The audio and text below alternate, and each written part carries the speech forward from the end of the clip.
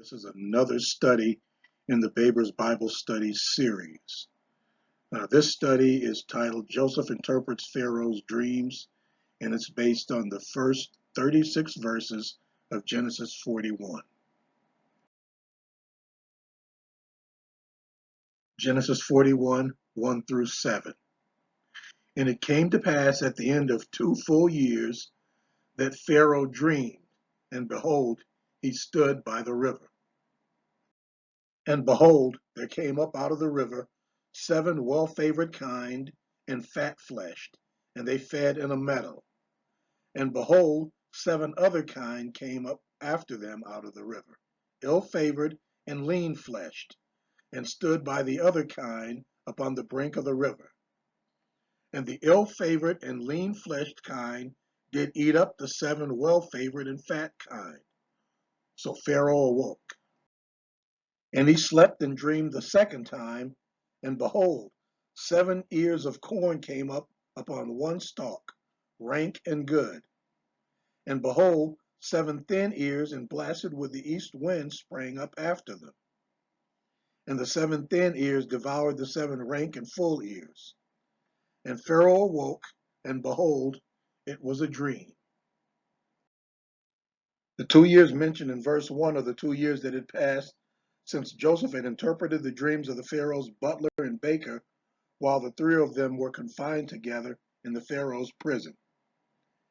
He had told the baker that he would be executed in 3 days, and told the butler that in 3 days he would be restored to his former position.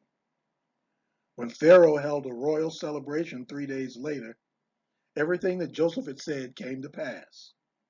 In gratitude, the butler promised to mention Joseph to Pharaoh when he returned to the palace, but he forgot.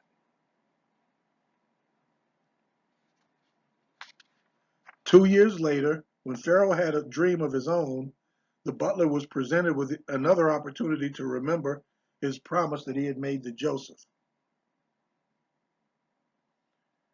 Pharaoh had a dream. In his dream, he saw 7 fat, healthy cattle come up out of the Nile River and began to graze in a meadow. Afterward, he saw 7 more cattle come out of the river, but they were unlike the first 7. They were thin, sickly, and malnourished. Instead of joining the fat cattle and grazing in the meadow, the thin cattle attacked and devoured the fat cattle. After this troubling dream, Pharaoh woke up. After his first dream, Pharaoh went back to sleep and had a second troubling dream. In his second dream, he saw 7 fat and healthy ears of grain growing out of the ground on a single stalk. After this first stalk of grain, another stalk grew up next to it, but the ears on the second stalk were withered and dried out. As he watched, the 7 dried up ears consumed the 7 fat and healthy ears. Then Pharaoh woke up a second time and realized that he had been dreaming again. Genesis 41:8. And it came to pass in the morning that his spirit was troubled. And he sent and called for all the magicians of Egypt and all the wise men thereof. And Pharaoh told them his dream, but there was none that could interpret them unto Pharaoh. The morning after having these 2 dreams, Pharaoh was very disturbed and wanted to know what they might mean. He called for all the magicians and wise men in Egypt, in other words, everyone who might be able to interpret the dreams for him, and had them brought to him. He told all of them his dreams, but none of them was able to give him an interpretation. Genesis 41, 9 through 13. Then spake the chief butler unto Pharaoh, saying, I do remember my faults this day. Pharaoh was wroth with his servants, and put me in ward in the captain of the guard's house, both me and the chief baker. And we dreamed a dream in one night, I and he. We dreamed each man according to the interpretation of his dream. And there was there with us a young man, an Hebrew servant to the captain of the guard, and we told him, and he interpreted to us our dreams. To each man according to his dream did he interpret. And it came to pass, as he interpreted to us, so it was. Me he restored unto mine office, and him he hanged. Hearing and seeing what was happening in the palace, the chief butler went to Pharaoh with information and with a proposal. He said that all the talk about dreams had caused him to remember that there was something he was supposed to do that he hadn't done yet. Of course, he was talking about his promise to Joseph to speak to Pharaoh on his behalf 2 years earlier. The butler then reminded Pharaoh of the time when he had become angry with him, the butler, and with his chief baker, and had them both arrested and sent to the prison being overseen by the captain of his personal guard. While they were there in Pharaoh's prison, both he and the baker had dreams on the same night. They both wanted to know what their dreams might mean, and it just so happened that in the prison with them was a young Hebrew prisoner who had been the servant of the captain of the guard. He was able to interpret each of their dreams for them, and the interpretations that he gave turned out to be true. The Hebrew had interpreted the butler's dream to mean that he would be released from prison and restored to his position within 3 days, and it happened just as he had said. He had also interpreted the baker's dream to mean that he would be executed in 3 days, and on the third day Pharaoh had him hanged. If this Hebrew could interpret their dream so accurately, perhaps he could also interpret Pharaoh's dream as well. Genesis 41:14. Then Pharaoh sent and called Joseph, and they brought him hastily out of the dungeon. And he shaved himself and changed his raiment and came in unto Pharaoh. After hearing the butler's incredible report, Pharaoh sent word to the captain of the guard, Potiphar, and instructed him to send the Hebrew prisoner Joseph to the palace. The jailers went to Joseph's cell and brought him out. Knowing that he was going before the Pharaoh, they had him to make himself presentable by shaving his beard and changing his clothes. A note: this is an indication of the importance of the outward appearance to human beings. While beards and facial hair were considered to be indicators of maturity and even wisdom among the Hebrews, they were considered impractical and unhygienic among the Egyptians. They usually kept their hair cut short and shaved their beards and mustaches, replacing them with ceremonial fake beards. They sometimes even shaved their eyebrows and replaced them with drawn-in, stylized eyebrow designs. This Egyptian aversion to facial hair was why Joseph had to shave his beard prior to going into the presence of Pharaoh. Genesis 41:15 through 21. And Pharaoh said unto Joseph, I have dreamed a dream, and there is none that can interpret it. And I have heard say of thee that thou canst understand a dream to interpret it. And Joseph answered Pharaoh, saying, It is not in me. God shall give Pharaoh an answer of peace. And Pharaoh said unto Joseph, In my dream, behold, I stood upon the bank of the river, and behold, there came out of the river 7 kine, fat-fleshed and well-favored, and they fed in a meadow. And behold, 7 other kine came up after them, poor and very ill-favored and lean-fleshed, such as I never saw in all the land of Egypt for badness.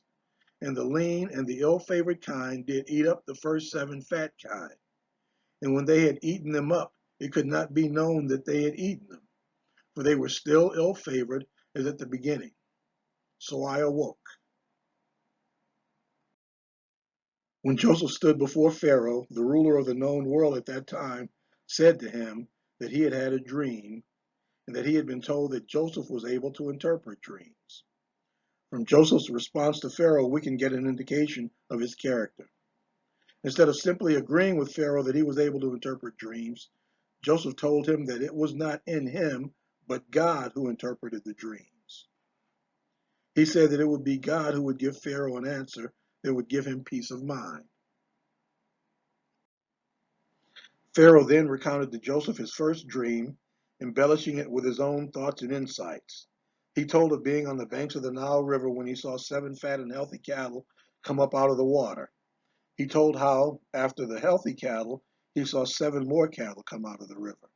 He described these second 7 cattle as thin and sickly, looking worse than any he had ever seen in all of Egypt. He said that the thin cows ate up the healthy fat cows, but still looked just as thin and sickly afterwards, as they had when they first came up out of the water.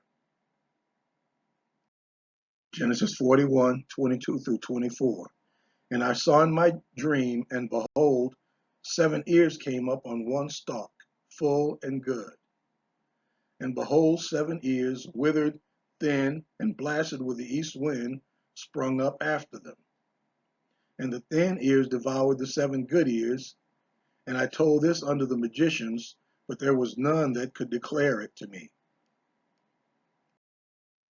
Pharaoh then told Joseph of his second dream, which involved 7 ears of healthy grain being eaten by 7 dried and parched ears. He said that he had told both dreams to his magicians and his wise men, hoping that they could tell him what the dreams meant, but none of them could give him an interpretation. Genesis 41:25.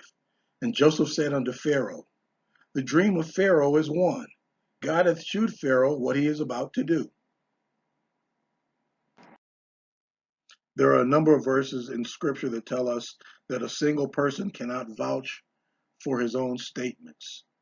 Those verses essentially tell us that the facts have to be verified and corroborated by the testimony of at least 2 or 3 witnesses that agree with each other. Some of the verses that tell us this include Deuteronomy 19:15, Matthew 18:16, and 2 Corinthians 13:1, among others.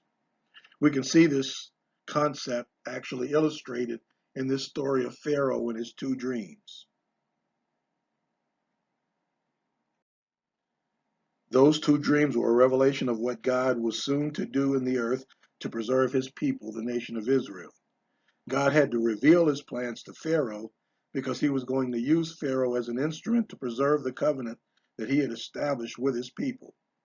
And since no one else could bear witness and corroborate of the future except God, God had to confirm his own testimony by giving it to Pharaoh in 2 different dreams. Genesis 41:26 through 27. The 7 good kine are 7 years, and the 7 good ears are 7 years. The dream is one. And the 7 thin and ill-favored kine that came up after them are 7 years. And the 7 empty ears blasted with the east wind shall be 7 years of famine.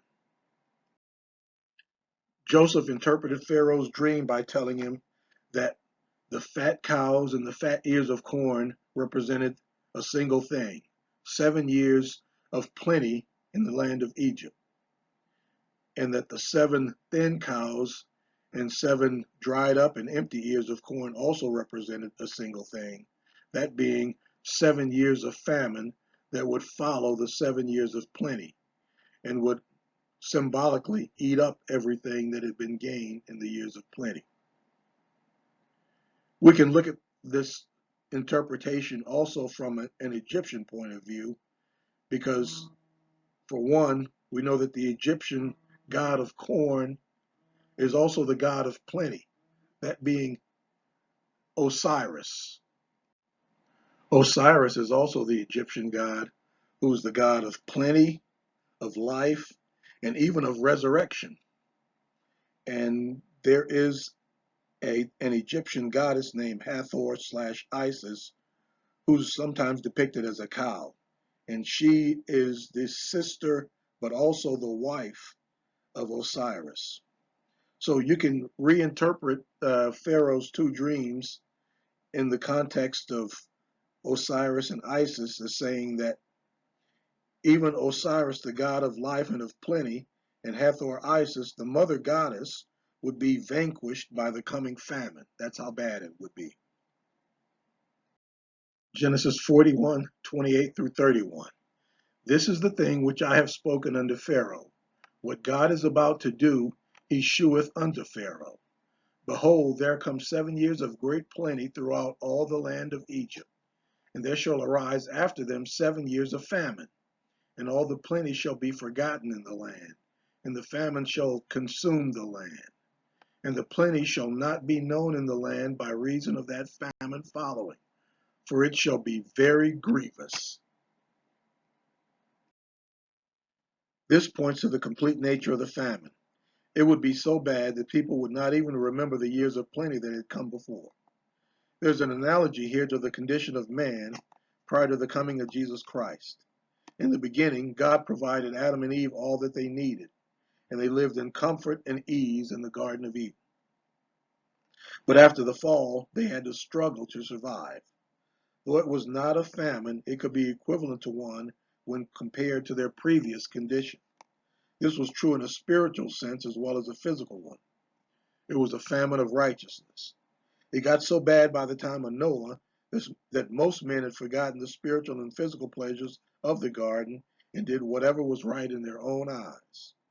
Because of their sins, God sent the flood to destroy most of the world so that he could start over again with Noah and his family. The flood consumed the land in its day just as the Egyptian famine consumed the land in the days of Joseph. Genesis 41:32 through 36. And for that the dream was doubled unto Pharaoh twice, it is because the thing is established by God, and God will shortly bring it to pass. Now therefore, let Pharaoh look out a man discreet and wise, and set him over the land of Egypt. Let Pharaoh do this, and let him appoint officers over the land, and take up the fifth part of the land of Egypt in the 7 plenteous years.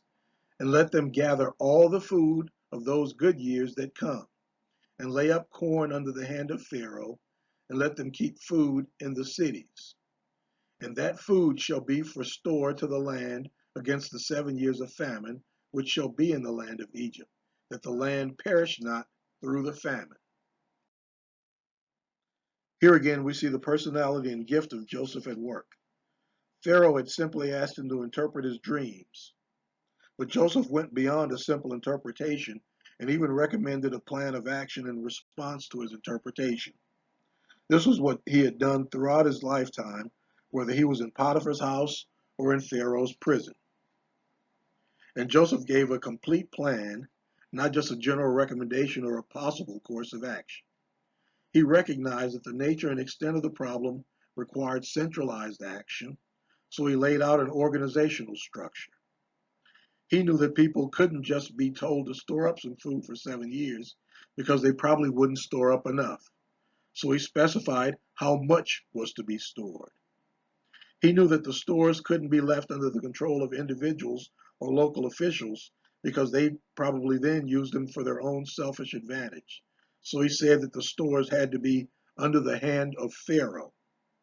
All of these were part of the plan that he established for Pharaoh, and Pharaoh clearly understood that this was the exact plan that needed to be implemented. So why did God have to send the famine that caused the family of Jacob to go into Egypt in the first place? Why couldn't he simply have excluded Jacob and his family from the famine? The answer is in the covenant that God had made with Abraham. God had promised to prosper Abraham's descendants and to give them the entire land of Canaan. But at the time of this story, even as strong and prosperous as Jacob and his family were, they were not yet strong enough or prosperous enough to take possession of the land that God had given them. Nor would they ever be able to grow strong enough so long as they were just a single clan in a small patch of land in the midst of all the other peoples and corrupting influences of the promised land. So to fulfill his covenant with them, God first had to grow Israel into a nation that was able to fulfill its destiny and take possession of the entire promised land, by force if necessary. God accomplished this during the 430 years that Jacob and his family were in captivity in Egypt, where 13 men went in with their wives and children, a total of about 70 people. 600,000 men left with their wives and children, well over 1 million people. And when they left, they carried with them gold and silver, jewels, and riches, quote, borrowed from their former Egyptian masters. They were then able to take possession of what God had promised to their father Abraham. This is why God had to send them to Egypt in the first place. So what lessons can we learn from this study? First, God speaks to us through dreams and visions. This story again illustrates the fact that God uses dreams and visions to communicate with man. And while this is understood and taken for granted for prophets, and even widely accepted for other believers who are not necessarily in the office of prophet or some other position of leadership in the church, it's less recognized that God also speaks to non-believers as well. In Scripture, this is especially true of non-believers who are in positions of authority, such as kings, pharaohs, royal advisors, military commanders, and etc., and whose authority brings them into contact with the people of God. This is exactly true of what happened with Pharaoh and with Joseph and the nation of Israel. Second, God knows all things, to include the contents and meaning of our dreams. Even when our dreams do not come from God, but from our own mind and experiences, or even from evil or demonic forces, God is still able to see into our hearts and minds and know what we are dreaming. In this story, God was able to reveal to Joseph the interpretation of the Pharaoh's dreams, no matter where they might have originated. But we know that they originated with God Himself. Third, God was directing events to ensure that Joseph was in the right place to save his family.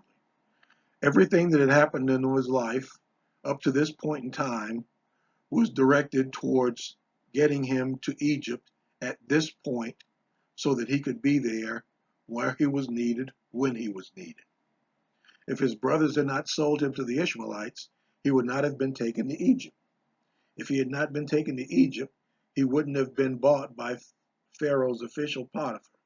If Potiphar had not trusted him enough to place him over his household, he wouldn't have been seduced by Potiphar's wife.